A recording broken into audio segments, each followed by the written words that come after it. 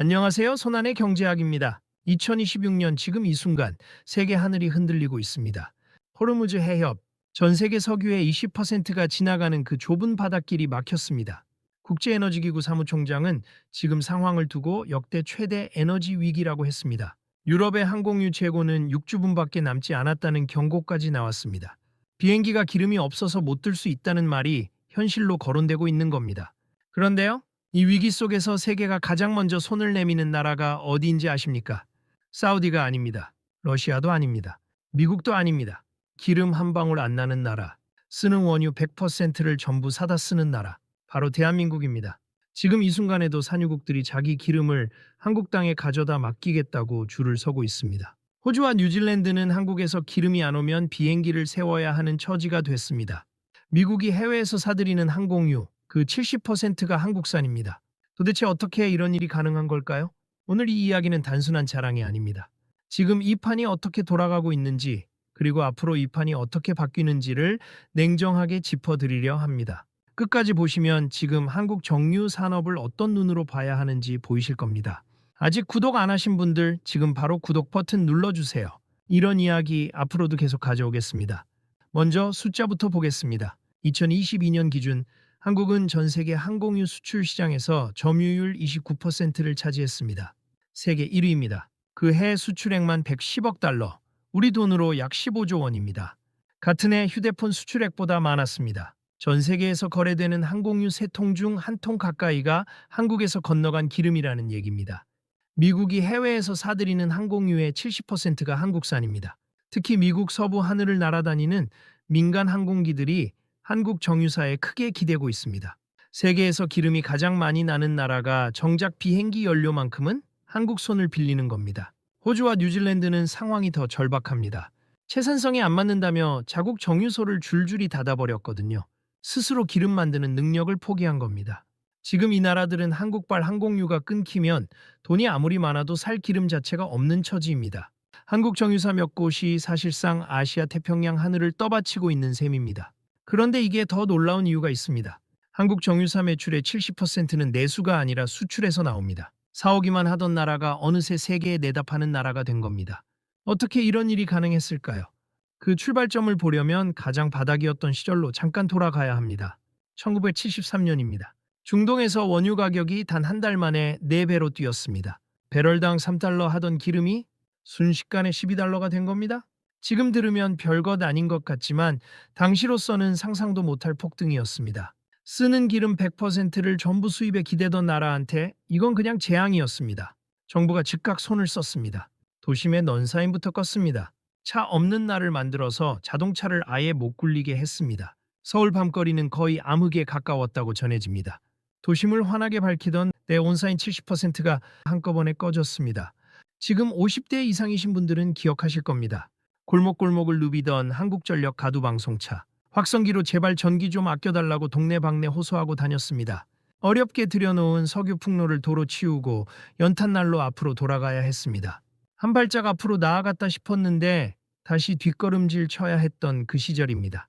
빈 석유통 하나 들고 주유소 앞에 하염없이 줄을 서는 게 그 시절의 일상이었습니다. 새벽부터 발을 동동 구르며 기름 한 통을 기다리던 풍경.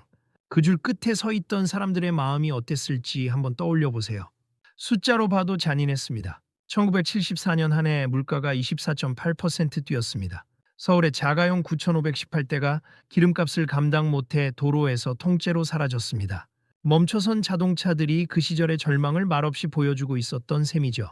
설상가상으로 1980년 함께 사업을 하며 기술과 자본을 대주던 미국 걸프사가 한국에서 짐을 싸서 떠나버렸습니다. 믿었던 파트너마저 등을 돌린 겁니다.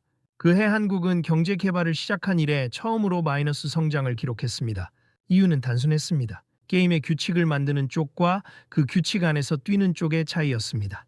한국은 규칙을 받아들이는 쪽이었습니다. 중동에서 기침만 한번 해도 한국 경제는 그대로 몸살을 앓았습니다. 없는 나라라서 당하고, 없는 나라라서 떠나보내고, 없는 나라라서 멈춰섰던 시절이었습니다. 그런데 바로 이 절망의 가장 밑바닥에서 누군가는 전혀 다른 생각을 품기 시작했습니다. 기름이 없으면 어떻게 해야 할까요? 사다 쓰면 된다고 주저앉을 수도 있었습니다. 실제로 대부분의 나라가 그렇게 했습니다. 원유가 안 나면 원유를 가진 나라에 의존하는 것, 그게 상식이었으니까요. 그런데 한국은 다른 선택을 했습니다. 남이 캐낸 기름이라도 우리 손으로 최고의 제품으로 바꿔놓겠다는 겁니다. 없으면 만들어서라도 팔겠다는 어찌 보면 무모한 꿈이었습니다. 기름 없는 서러움을 기술로 갚아주겠다는 오기에 가까웠죠. 핵심은 버려지는 기름이었습니다. 원유를 한번 끓이면 위쪽에는 비싸고 좋은 기름이 뜨고 바닥에는 시커멓고 무거운 찌꺼기 기름이 가라앉습니다. 보통은 이 바닥 찌꺼기를 값싼 배 연료나 아스팔트로 헐값에 넘겨버립니다. 돈이 안 되는 골칫덩어리 취급을 받는 기름입니다. 한국이 노린 게 바로 여기였습니다. 한으로 생각해 보시면 이해가 쉽습니다. 마블링 좋은 등심은 누구나 팝니다. 그런데 사골이며 꼴이며 잡뼈까지 남김없이 팔아서 더 많이 남기는 정육점이 있습니다. 같은 소 한 마리인데 버리는 게 없는 집이 결국 이기는 겁니다. 한국 정유사가 한 일이 딱 이거였습니다. 남들이 헐값에 버린 찌꺼기 기름을 복잡한 화학 공정으로 한 번 더 쪼개고 정제해서 비싼 휘발유나 항공유로 되살리는 거대한 설비를 짓기로 한 겁니다. 버리는 걸 보물로 바꾸는 기술. 그 차이가 나중에 세상을 바꿔놓을 줄은 당시 아무도 몰랐습니다.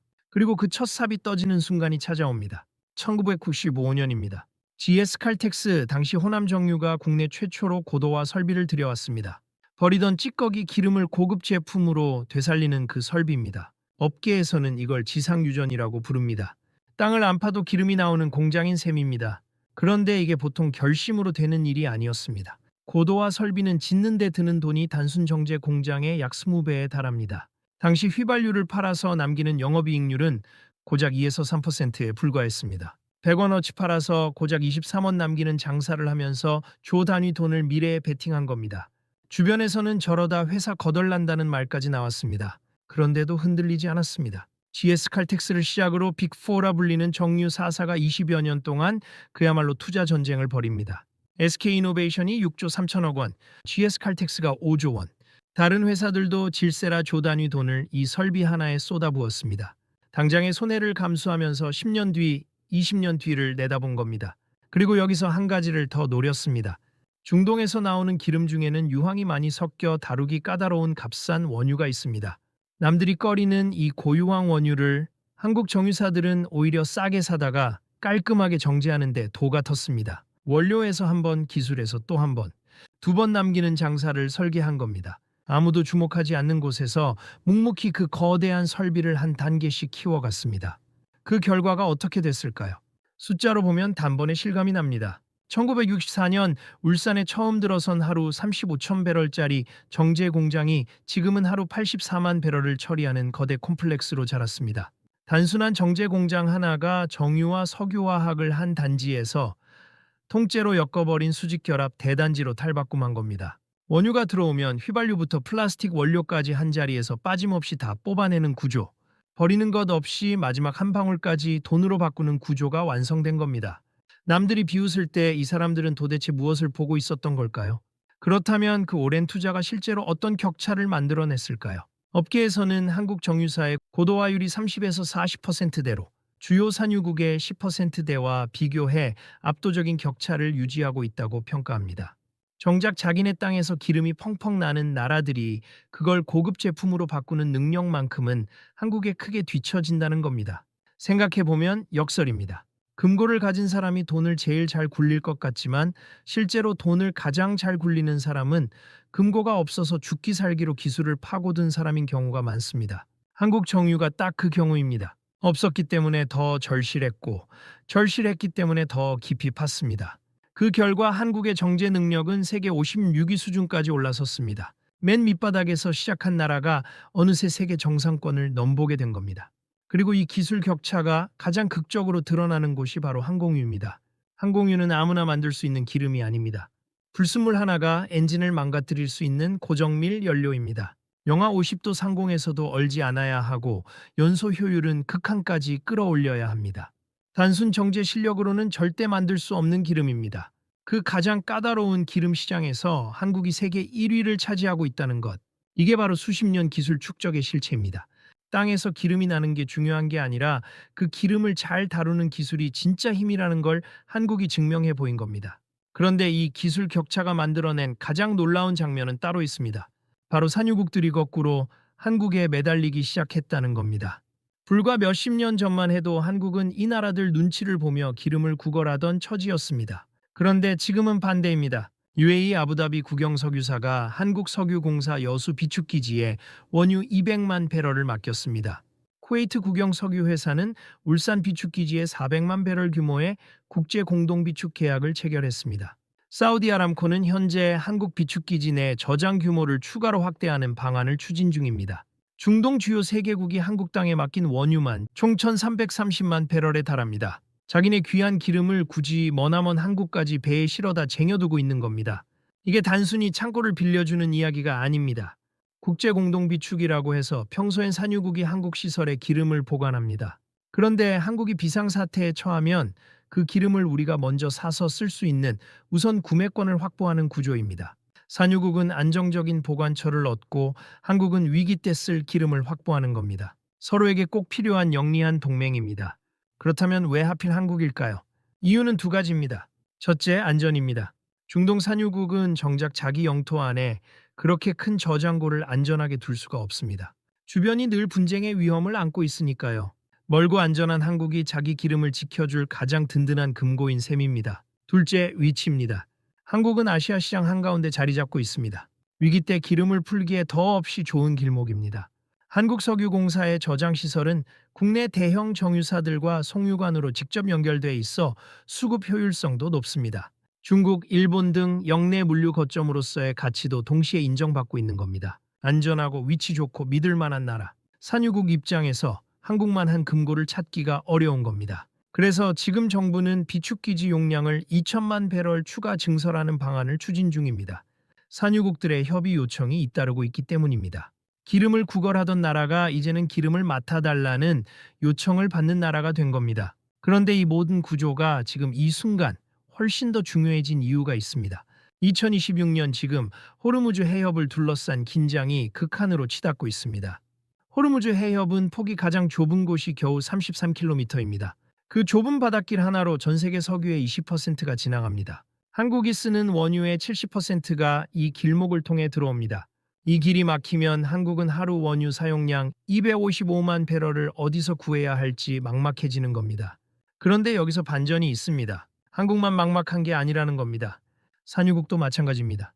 사우디, UAE, 쿠웨이트. 이 나라들은 원유 수출이 국가 경제의 전부나 다름없습니다.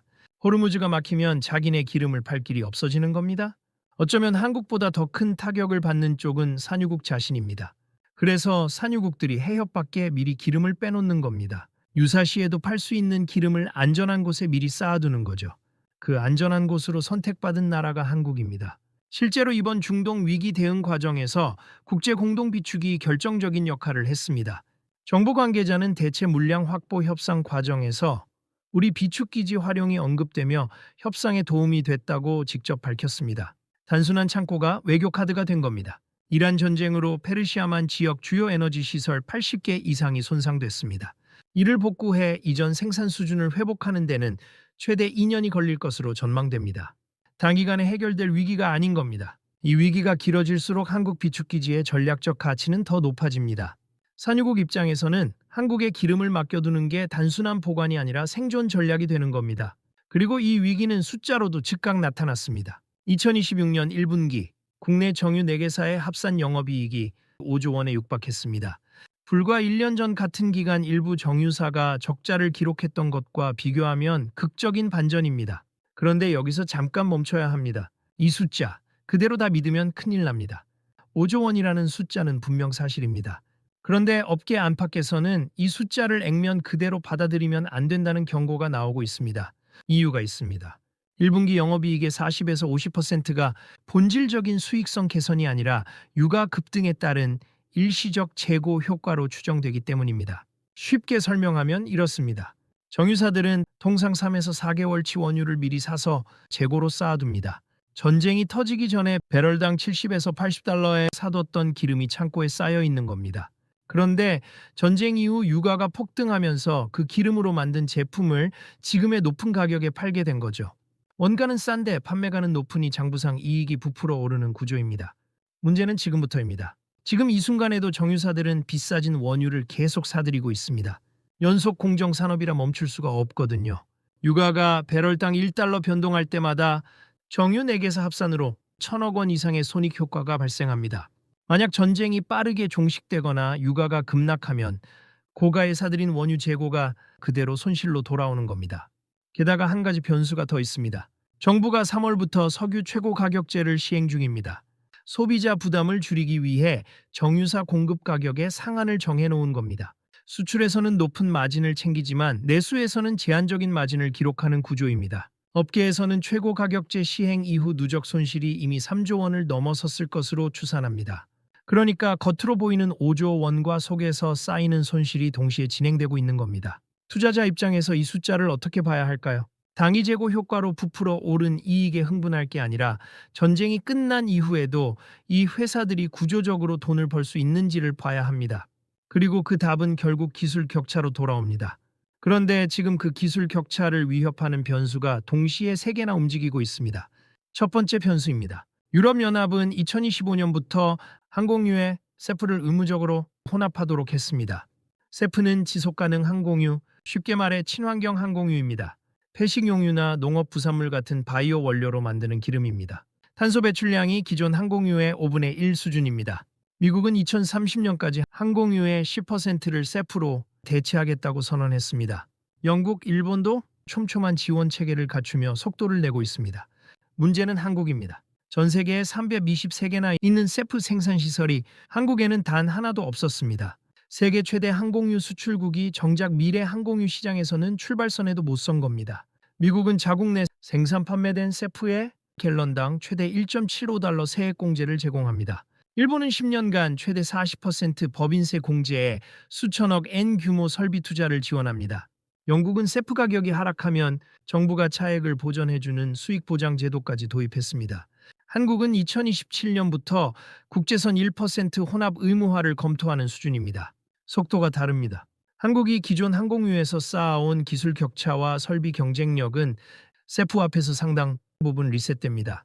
수십 년을 피땀으로 쌓아온 노하우가 새로운 원료, 새로운 공정 앞에서 처음부터 다시 시작해야 하는 상황이 될 수 있습니다.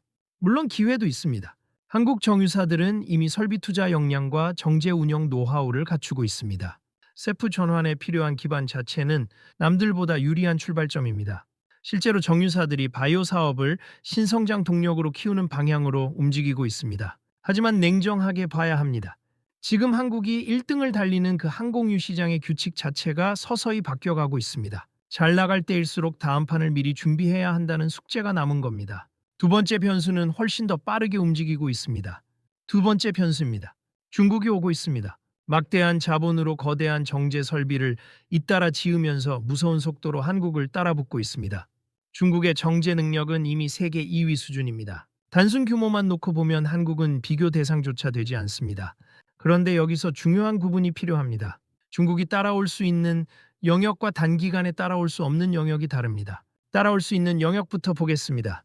단순 정제 용량, 설비 규모, 가격 경쟁력, 이 부분은 돈만 있으면 빠르게 좁혀집니다.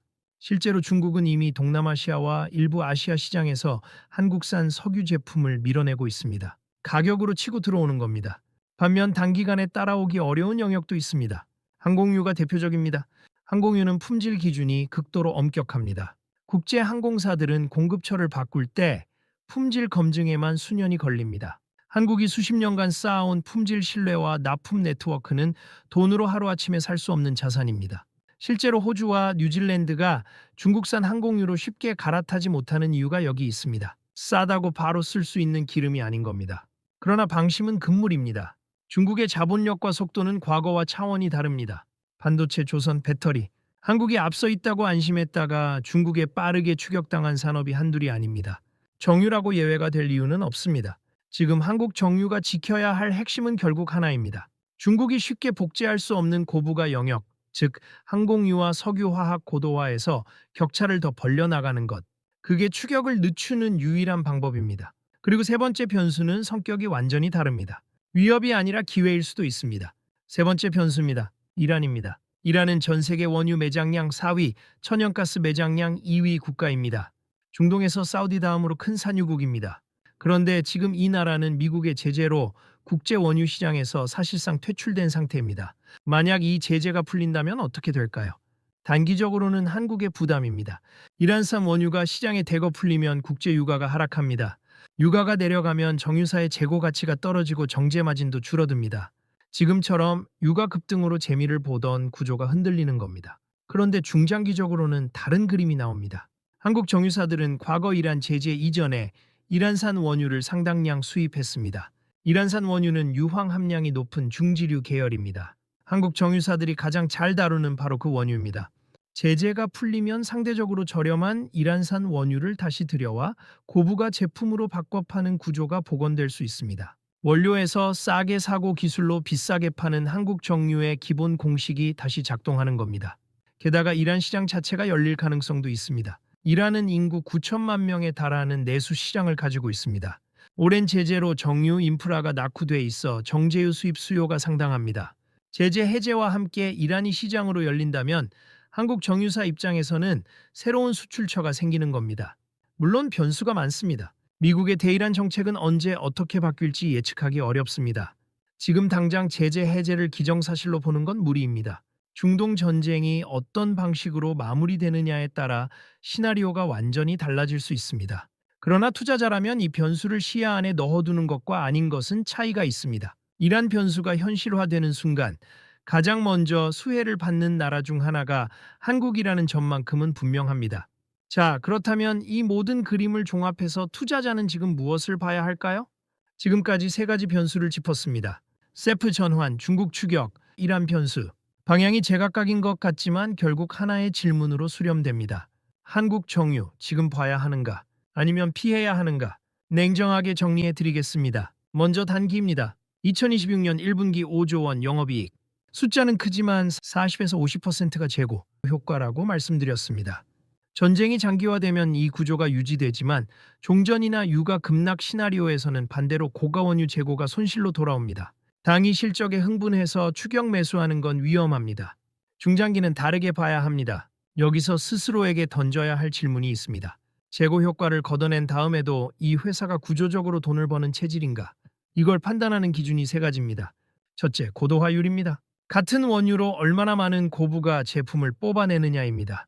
고도화율이 높을수록 유가 등락에 덜 흔들리고 수출 마진 방어력이 강합니다.